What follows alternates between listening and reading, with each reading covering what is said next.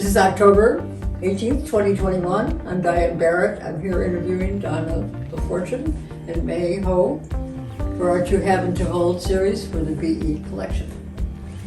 So thank you both for being here today. Good to see you. Yes. And we're here to talk about your relationship.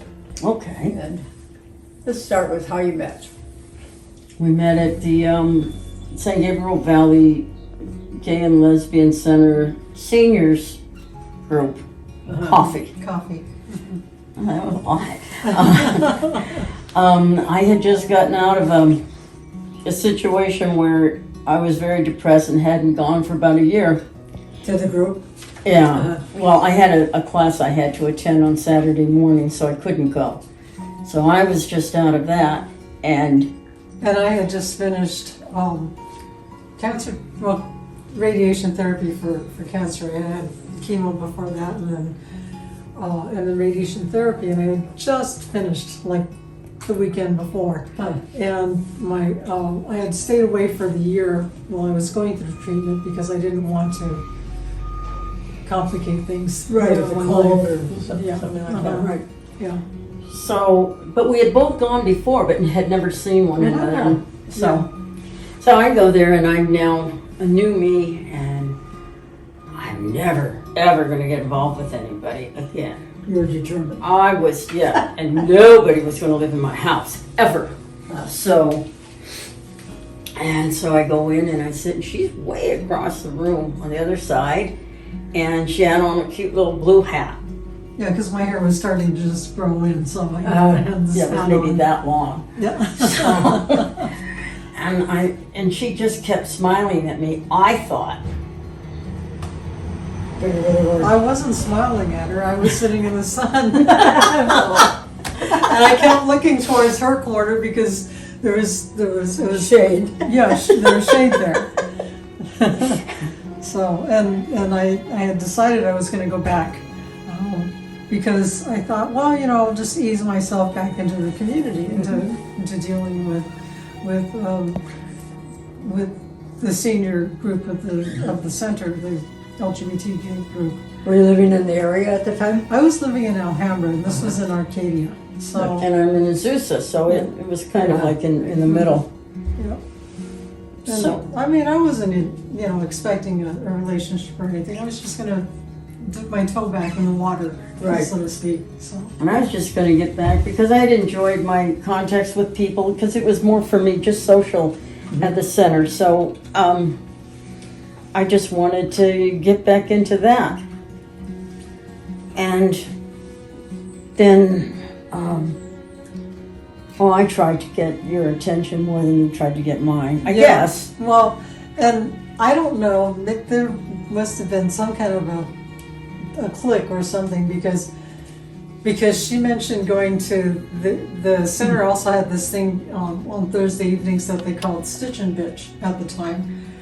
The younger members of the LGBTQ community have since changed the name to Chatty Crafties, Crafties, because they said bitch it's politically incorrect and I anyway, I didn't know it at the time, but she said she was probably going to show up Thursday night for that. And Did you actually sew things?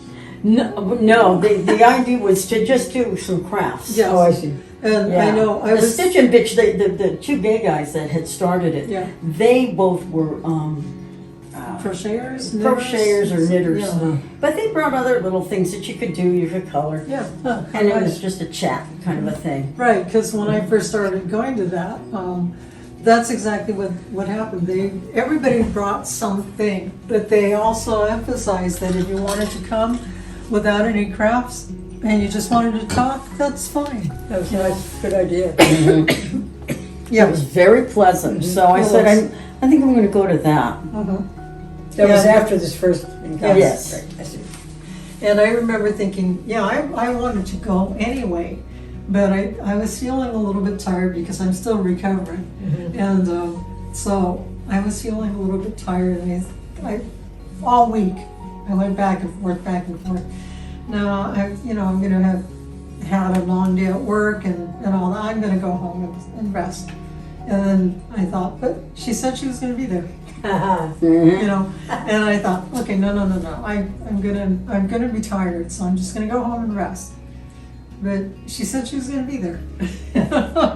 And it kept on going back and forth like that, back and forth. What was the time frame between the first and the Oh, it was just the following Thursday. Yeah, it was the following So Thursday. from Saturday to I see. Thursday. Yeah. So then Thursday comes and I thought, I'm gonna go. So I did. I And went. she zoomed and found me, and the group has changed considerably. Yes. They were all youngsters, and they were all on their computers, laptops, and not iPads interacting and phones, yeah.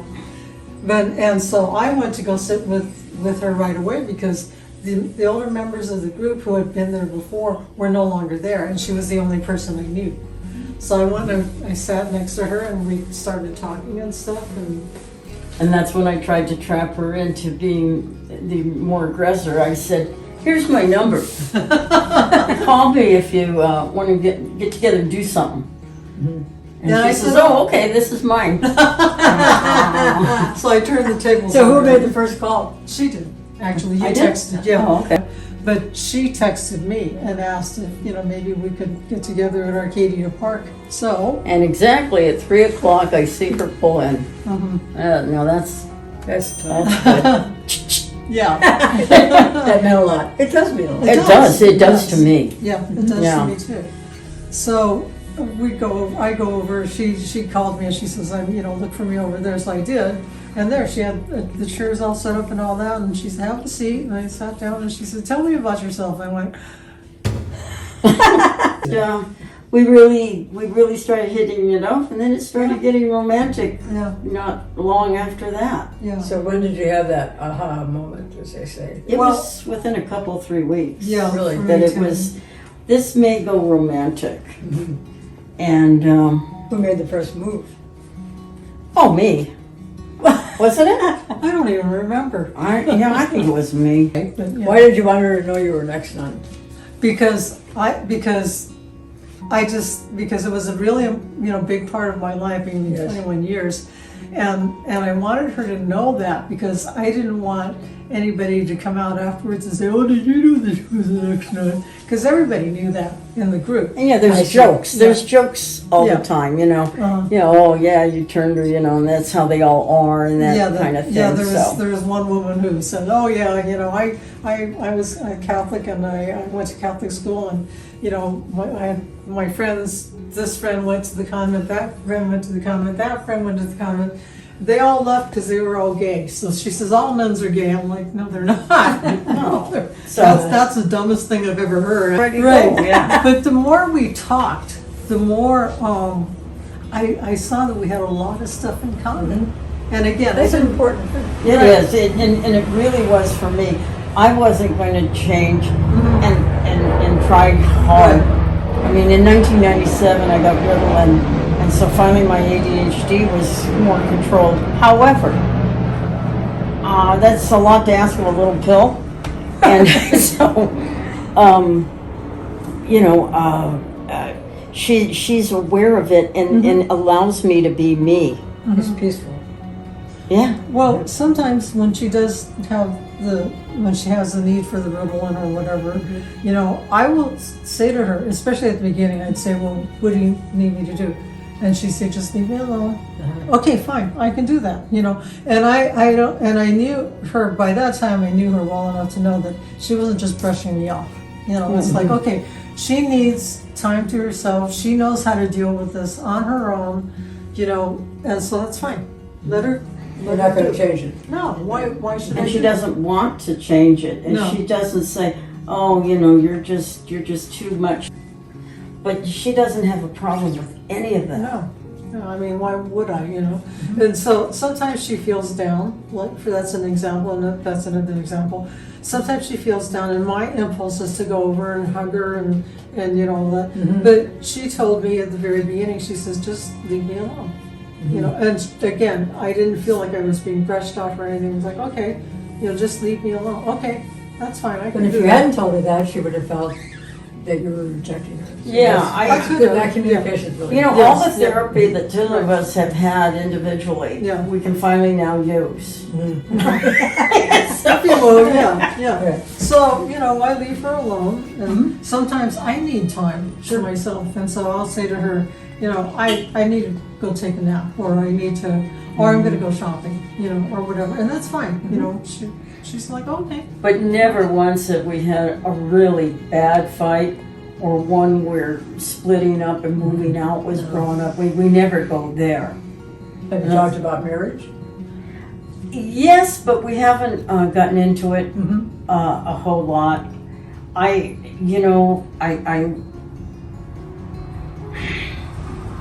her family would come and would be really Mhm. glad to show up. Mm-hmm.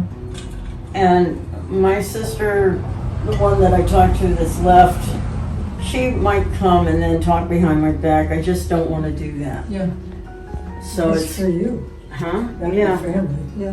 yeah, but it's just You have other family, not. not blood. Kim would Yeah. be fine with it. Right, Yeah, Kim would be fine. I don't know. but I mean, you have supportive Yeah, friends.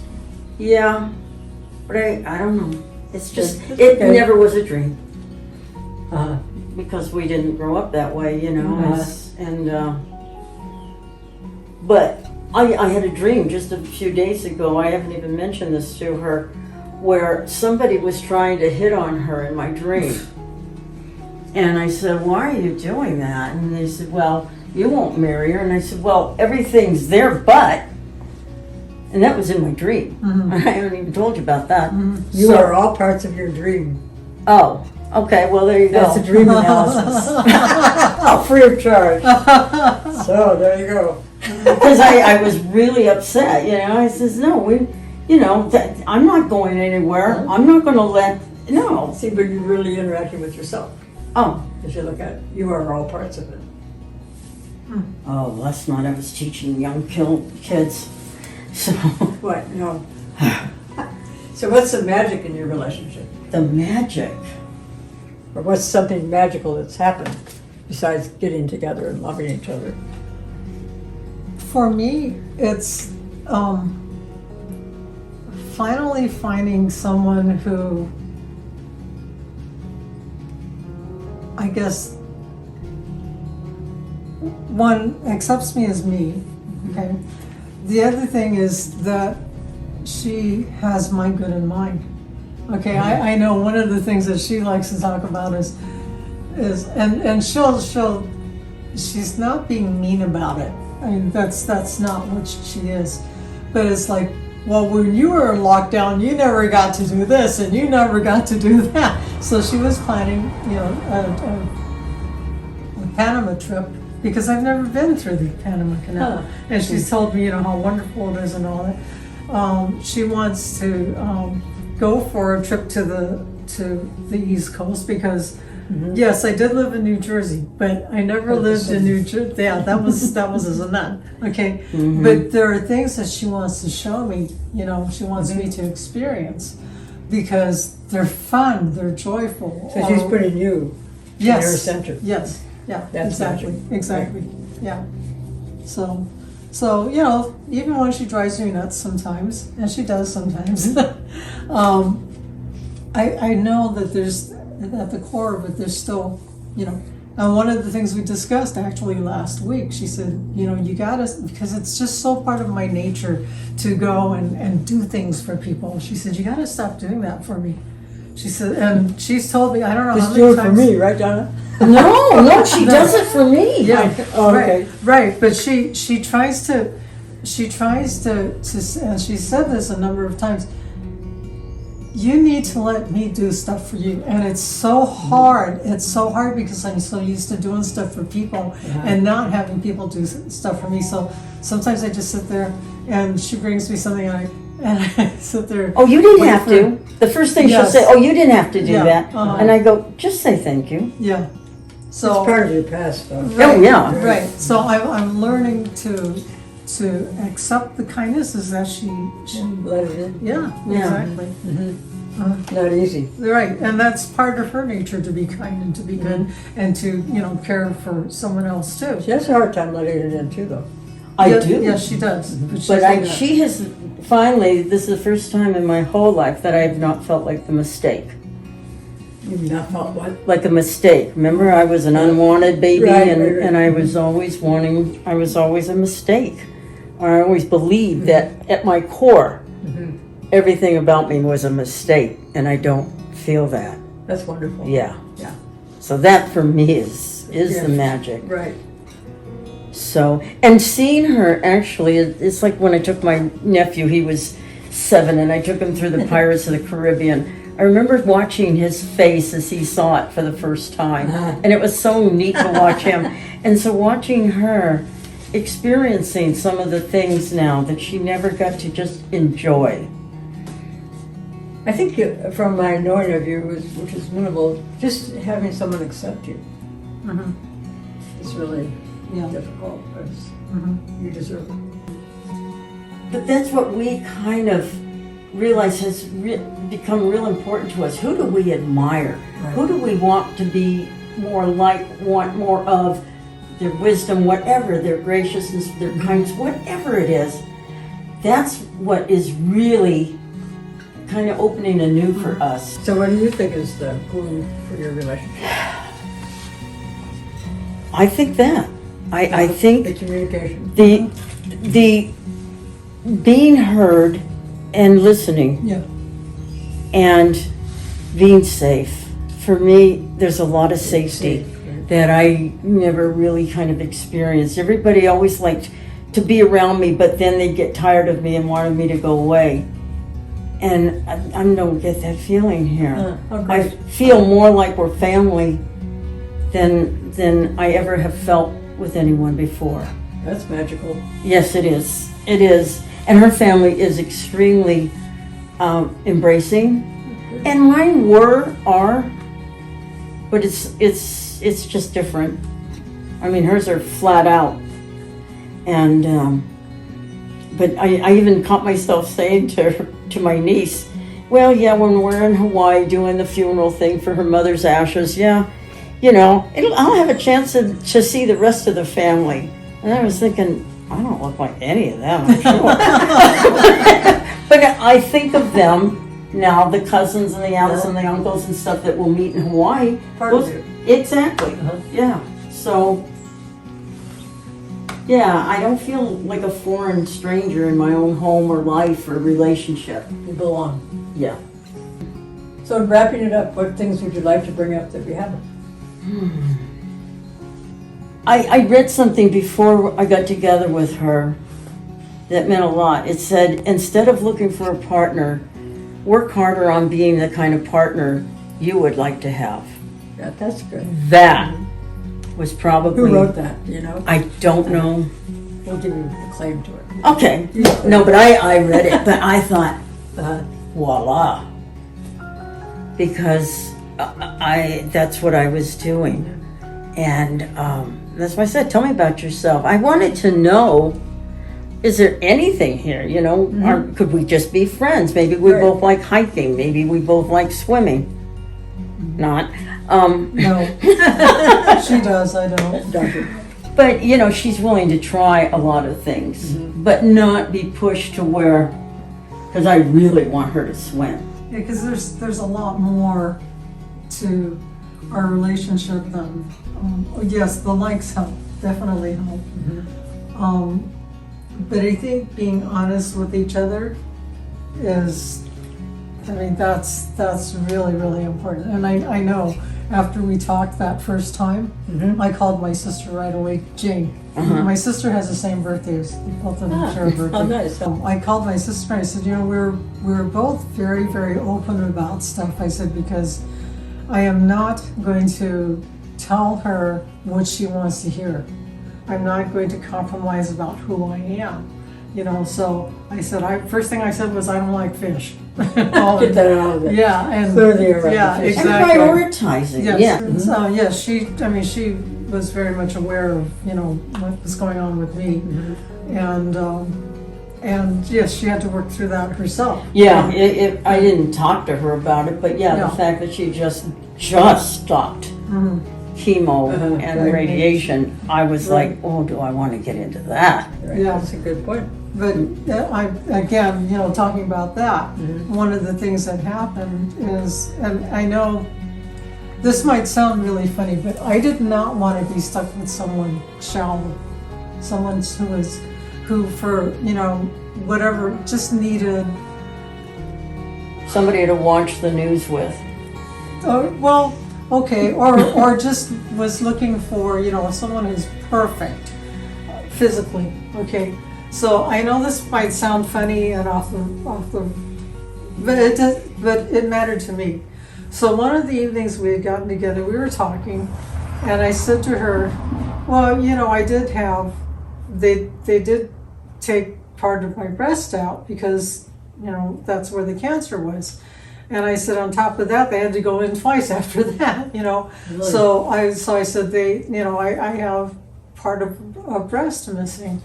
And I said, and remember, I've just gone through a whole year's worth of treatment. So it's, you walk into the hospital and you just take it off because that's what you do. So I said to her, do you want to see? She said, oh, sure. So I showed her and she didn't freak. She didn't freak. She didn't go, screaming out of the van, I don't want to have anything to do with you or anything like that. You thought you might. Right. I mean, well, I want to make sure she wasn't that kind of a person. Okay. Yeah, this was pretty early on. Yeah. And That's so an important thing. And she was It concerned was. about the scarring. And Yeah. I said, well, I had breast reduction about 8-10 years ago. And the scarring, it really goes away and the breast kind of reshapes itself. I said, let me show you how mine went. And again, once you've gone through that, yeah. and Your reasons were different though. well, oh yeah. But I wanted her to see that eventually it's going to all kind of, it'll look better than it does right now. Because she was only like 6 months out of, Not even. okay. Yeah. It was like So 2 I minutes. said, no, you're going to be So- better. right. So being able to share that with her and being able to walk away and say to my sister, this is what happened, and this is what we talked about. And my sister said, you know what, you guys are no longer 20 in your 20s where you have the next 5-10 years to get to know each other. So she said, Right. this is good, that you're able to come straight out and say this, that, whatever, and be very truthful about things Who in your you are. life. Yeah, who you are, Who exactly. you are, where you've been, where you're going. Yeah. Exactly. What's something you cherish about her that you haven't told her yet? That I haven't told her? Think about it. Both of you have the same question. Oh, okay.